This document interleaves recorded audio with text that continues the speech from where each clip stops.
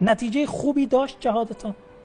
اگر به این منوال میفهمیدیم که وطن به این تباهی کشیده میشه، بهتر بود که این کار نمیکردیم.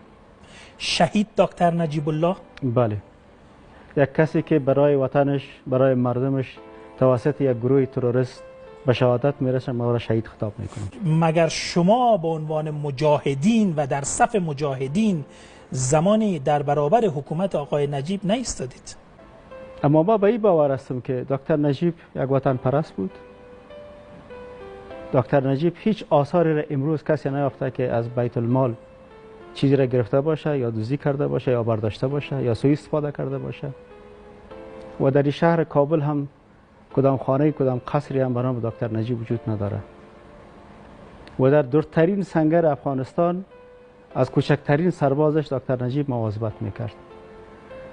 که دکتر نجیب منجر به کودتای داخلی شد و سقوط کرد، این بحث کاملا طولانی است که ممکن در این برنامه گنجایش بسیار مشکل باشه که انشالله در کتاب 7 سال از یاد رفته دوستای ما ملت افغانستان خواهد خواندن.